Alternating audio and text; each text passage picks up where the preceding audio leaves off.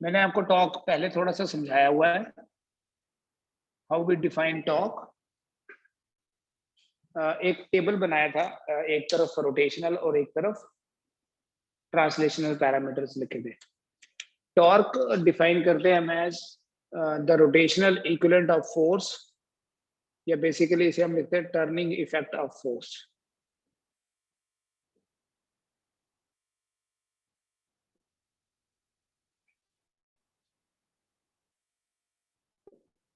Torque is defined as the turning effect of force. जब भी force लगाने से कोई टर्न हो, टर्न प्रोड्यूस हो, टर्न मतलब twist,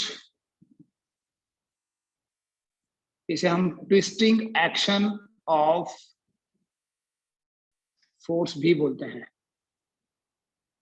torque is also called as the turning effect of force या ट्विस्टिंग एक्शन ऑफ फोर्स। जैसे देखो, ये एक ऑब्जेक्ट मैंने पकड़ा, यहां से फोर्स लगाऊं और ये घूम जाए, तो ये जो फोर्स का इफेक्ट है, लगानी हमने फोर्स ही है, लेकिन उस फोर्स का जो इफेक्ट है, उस इफेक्ट को बोलते हैं टॉर्क। ठीक है, जब फोर्स लगाने से टॉर्क, ये ट्विस्ट प्रोड्यूस होता है, तब हम बोलते हैं that effect is twisting action is torque. बेटा ऐसे देखो, जैसे कि मान लीजिए ये एक सिंपल एग्जांपल से समझते हैं। ये एक कोई रॉड है जो यहां से फिक्स्ड है, ठीक है, या ऐसे देखो कि ये एक रॉड है जिसपे हम दो फोर्सेस लगाते हैं। ये एक रॉड ले ली, कैसे भी रखो, थोड़ा अलग रख लेता हूँ, ये ऐसे रख लेता है। इस पे मैं एक फोर्स इधर लगा रहा हूं और एक फोर्स इधर लगा रहा हूं। इन दोनों फोर्सेस के कारण, इन दोनों फोर्सेस का इफेक्ट ये होगा कि बॉडी जो है वो घूम जाएगी। ये दो फोर्सेस हैं। टॉर्क की देखो क्या रिक्वायरमेंट है, F1 और F2 दो फोर्सेस हैं। ये दोनों फोर्सेस की डायरेक्शन अपोजिट है। अगर इनका मैग्नीट्यूड भी सेम हो तो बोलेंगे ये इक्वल एंड अपोजिट है। 10 न्यूटन ऊपर लगा दी, 10 न्यूटन यहां से नीचे लगा दी। इन दोनों फोर्सेस के बीच में जो परपेंडिकुलर डिस्टेंस है, परपेंडिकुलर डिस्टेंस कैसे देखते हैं बेटा, दोनों फोर्सेस का लाइन ऑफ एक्शन देखिए डिफरेंट है। लाइन ऑफ एक्शन क्या होता है, वो लाइन जिसके अलोंग ये फोर्सेस एक्ट कर रही है। ऐसी फोर्सेस को कपल बोलते हैं, they form a couple. Physics में देखो कपल क्या होता है, it is a pair of two equal and opposite forces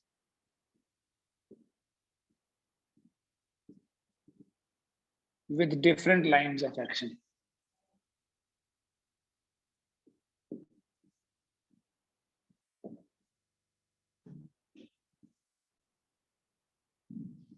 A couple is a pair of two equal and opposite forces with different lines of action. Equal forces मतलब दोनों का magnitude बराबर, opposite मतलब दोनों की डायरेक्शन अपोजिट है, and line of action दोनों का डिफरेंट है। जब भी इस तरह से दो फोर्सेस होंगी with different lines of action, so हम ये बोलेंगे कि इन दोनों फोर्सेस ने एक टॉर्क प्रोड्यूस किया है, एक ट्विस्टिंग एक्शन प्रोड्यूस किया है।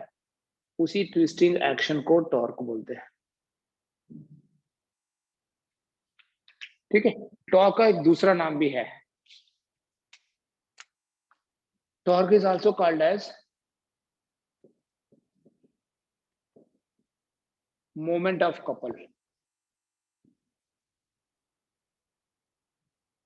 टॉर्क का दूसरा नाम क्या है, moment of couple.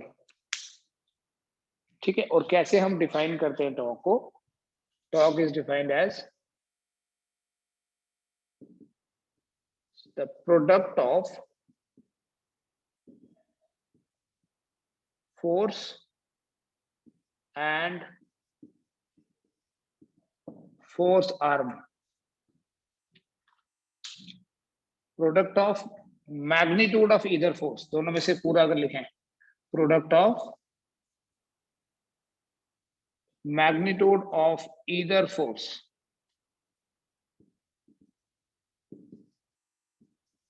and force arm. What is force arm? Force arm is the perpendicular distance between the forces.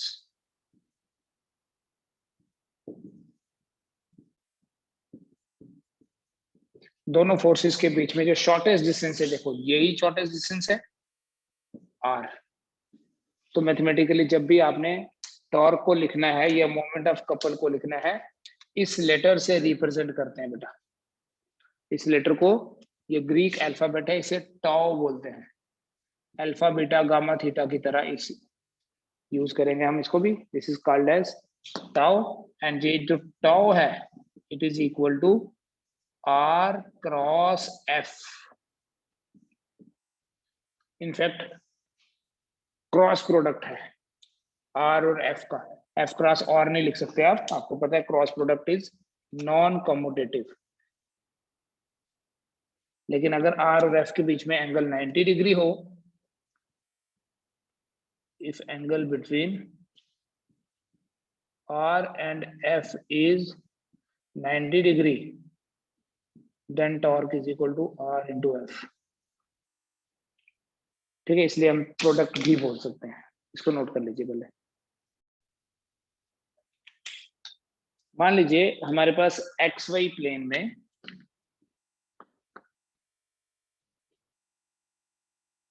ये कोई ऑब्जेक्ट है जिसका ओरिजिन जो है ना वो फिक्स्ड है. एक ऑब्जेक्ट है जिसका ओरिजिन इज फिक्स्ड, मतलब यहां से फिक्स्ड है. यहाँ हम ऐसे फोर्स लगाते हैं इन सच ए वे कि ये इसका पोजीशन वेक्टर अगर r है, r और f के बीच में एंगल है फाई. ऐसे देखेंगे ना, ये r की डायरेक्शन हो गई और ये f की डायरेक्शन है. तो इसमें टॉर्क होगा r f साइन फाई, या टॉर्क होगा r क्रॉस f. टॉर्क एक वेक्टर क्वांटिटी है और इस वेक्टर क्वांटिटी का यूनिट न्यूटन इनटू मीटर ही है, बट इसे जूल नहीं बोलते. आपको पता है, वर्क में जब हम न्यूटन मीटर बोलते हैं तो that is called as joule. Work और टॉर्क सिमिलर नहीं है, उनके डायमेंशन सिमिलर हैं. एक्चुअली वर्क स्केलर है और टॉर्क वेक्टर है. डायमेंशनल फॉर्मूला जो होगा इसका,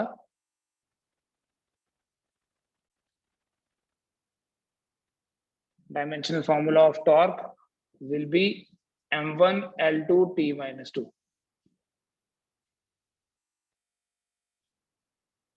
ठीक है, this rotational effect of force is called as the torque.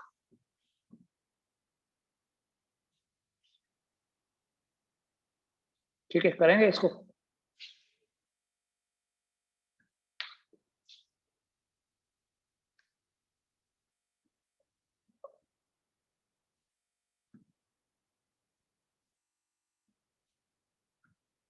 Expressions भी करते हैं. पहले मैं दो इंट्रोडक्टरी लेवल पे आपको इनको डेफिनेशंस टाइप बता दूं आपको, फिर इनके हम एक्सप्रेशंस करेंगे. The other is angular momentum. सिर्फ डेफिनेशन देख रहे हैं अभी हम, टॉर्क और एंगुलर मोमेंटम. एंगुलर मोमेंटम का दूसरा नाम है moment of momentum.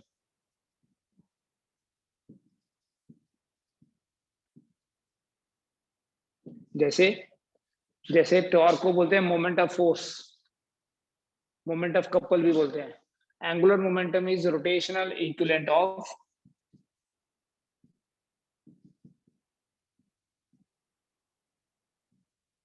Linear momentum.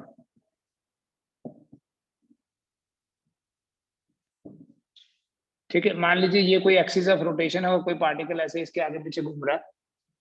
इस पार्टिकल का मास है m और v वेलोसिटी से ये घूम रहा है इन रेडियस, इन ए सर्कल जिसका रेडियस है r. तो लिखने में इस एंगुलर मोमेंटम को लिखते हैं हम r क्रॉस p, या हम लिखते हैं l का जो मैग्नीट्यूड है that is r p sine theta. अगर थीटा एंगल हो तो theta is the angle between r and p.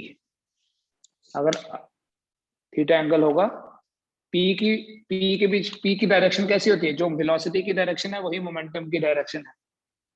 अगर जैसे यहाँ वाली सिचुएशन देखो, आर तो रेडियस है और ये टेंजेंशियल होता है, तो ये एंगल तो 90 है। अगर थीटा 90 डिग्री होगा तो एल को आपने लिखना आर पी। एल का ये वाला जो डेफिनेशन है ना, ये सबसे ज्यादा यूज होता है। You know what is P? Mass into velocity. So L को एमवीआर से एक्सप्रेस करते हैं, ठीक है? केजी मीटर स्क्वायर पर सेकेंड है। ये दो ऐसी क्वांटिटीज हैं जिनको हम क्रॉस प्रोडक्ट से डिफाइन करते हैं। Torque is r cross F and angular momentum is r cross P.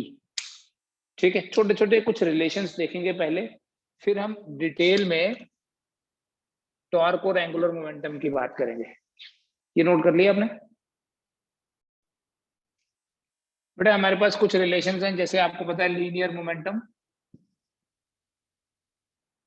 को कैसे डिफाइन करते हैं? mv, mass into velocity. In the similar way angular momentum जो है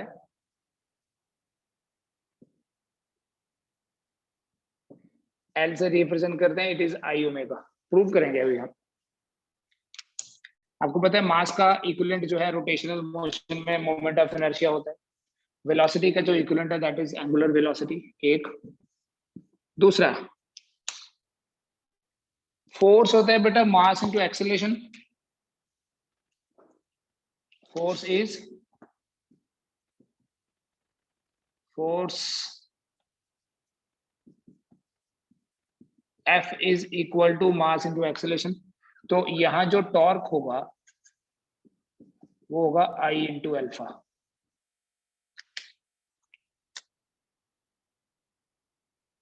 तीसरा प्रूव कर रहे हैं, अभी ये वाले हम प्रूव करेंगे।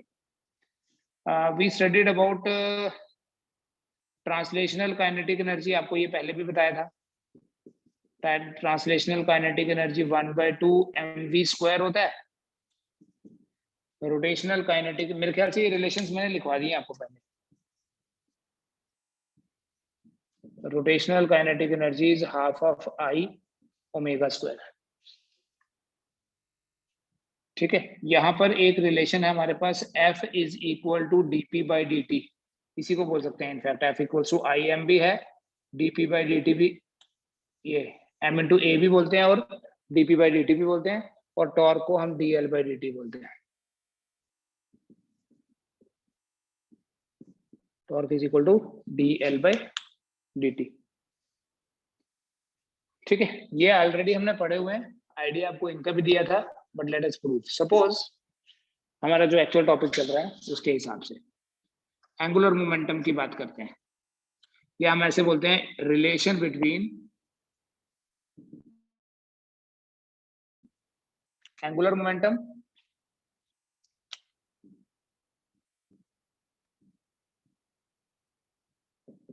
End moment of inertia.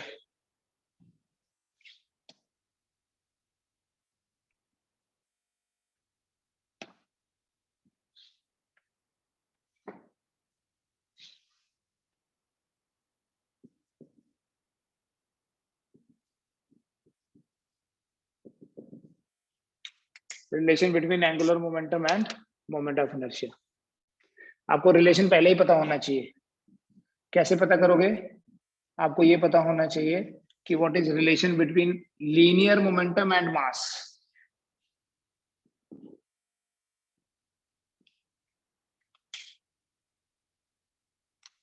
देखो, जो लीनियर मोमेंटम है, लीनियर मोमेंटम, जनरल बात कर रहा हूं, m इंटू वी। देखो कैसे स्विच करना है from translation to rotational. We know there is a relation between linear velocity and angular velocity. क्या रिलेशन है? याद है, v equals to r omega. तो इस रिलेशन को यूज करके p कितना बना? ये बना। दैट मीन्स क्या हम ये लिख सकते हैं that p equals to m omega m r omega. और जो एंगुलर मोमेंटम है, अभी आपको जो डेफिनेशन बताई, angular momentum, what we write for angular momentum, L is equal to R into P. This means L is equal to R into mr omega. So M equals to mr square omega. यहां तक लिखो, फिर मैं बताता हूं. For a system of particles,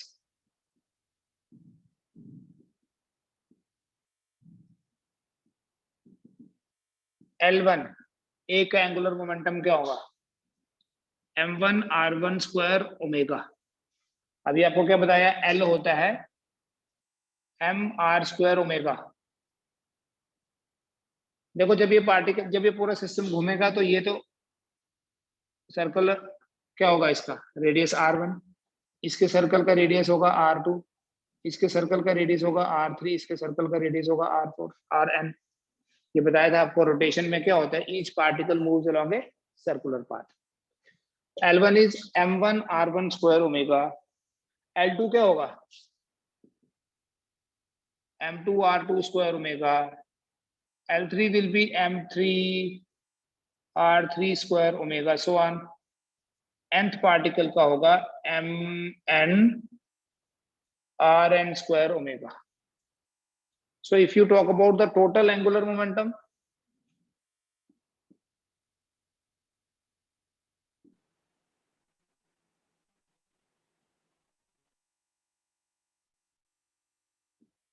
total angular momentum L will be L1 plus L2 plus L3, so on up to Ln.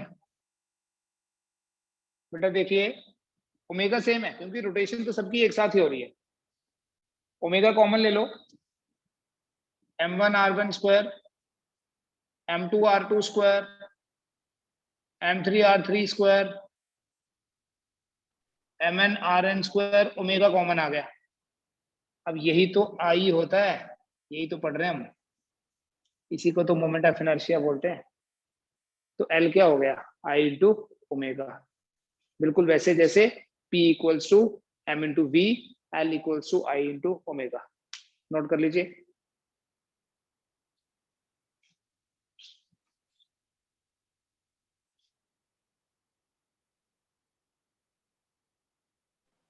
Excuse me sir. जी बोलो. Sir L is equal, We know L is equal to R cross P. अगर vector form में लिखें general, L equals to cross product of R and P. Differentiate करो बेटा दोनों sides.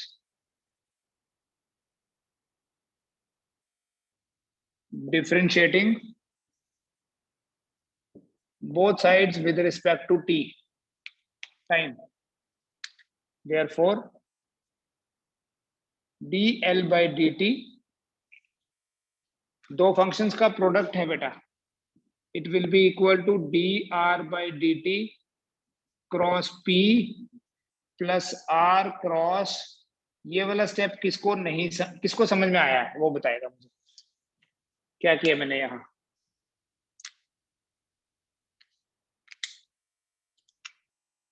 बोलो, please explain this step, what is happening here.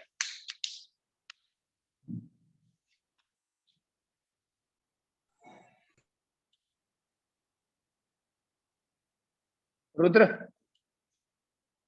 क्या हुआ इस स्टेप में.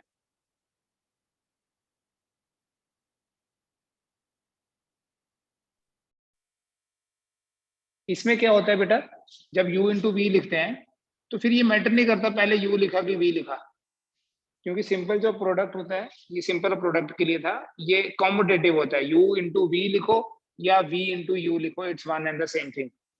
बट क्रॉस प्रोडक्ट में ऐसा नहीं है, आपको ऑर्डर जो है वो मेंटेन रखना है.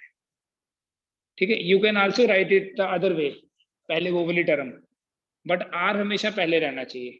सो it will be r cross differentiation of p plus differentiation of r cross p, r p, ठीक है, this is product rule in differentiation.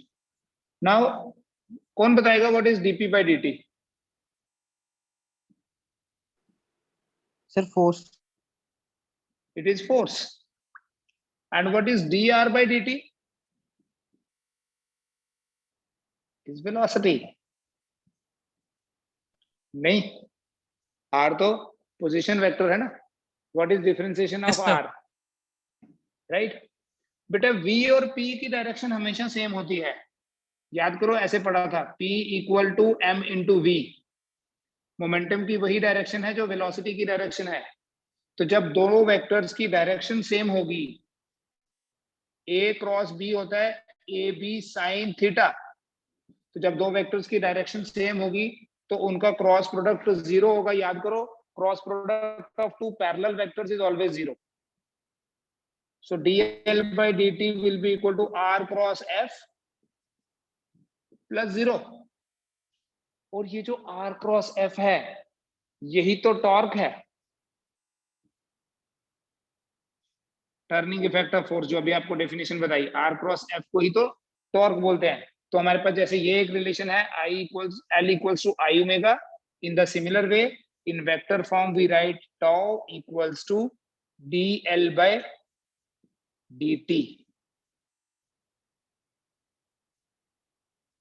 इसे बेटा बोलते हैं Newton second law of rotational motion. ये भी नोट कर लेना चाहिए आपको। This is called as Newton second law of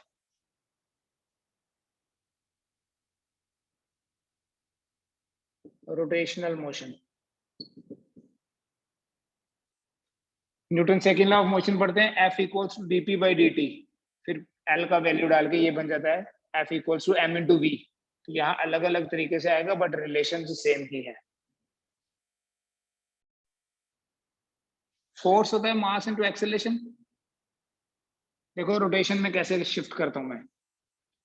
v अगर r इंटू ओमेगा होता है, तो यहीं पे आपने रिलेशन ये भी तो देखा हुआ है, a is equal to r into alpha, या नहीं? So F is equal to m r alpha. और अगर मैं टॉर्क की बात करूं, सर्कुलर मोशन के केस में torque is r F sine 90। Sine 90 is 1। Torque is equal to r into F. तो टॉर्क क्या हो गया? आर इंटू एफ की जगह क्या लिख लेंगे? M R alpha. So M are square alpha. General है ये for different particles.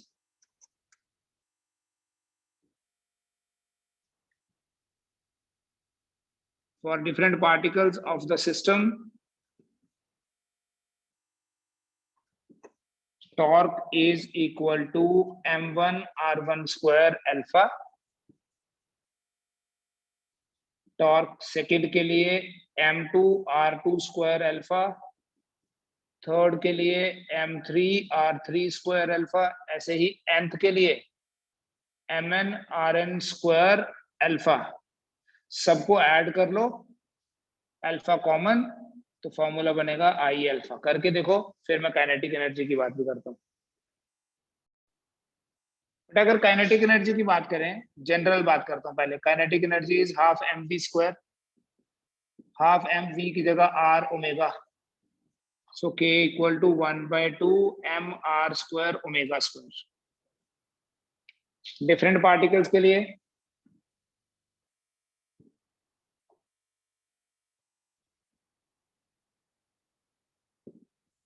we write k1 equal to 1/2 m1 r1 square omega square, k2 equal to 1/2 m2 r2 square omega square, k3 1/3 m3 r3 square omega square।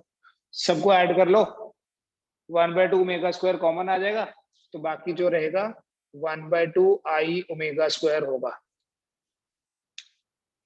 ठीक है, ये छोटे छोटे relations देखो आज, फिर हम इन पे बेस क्वेश्चंस करेंगे एक साथ ही।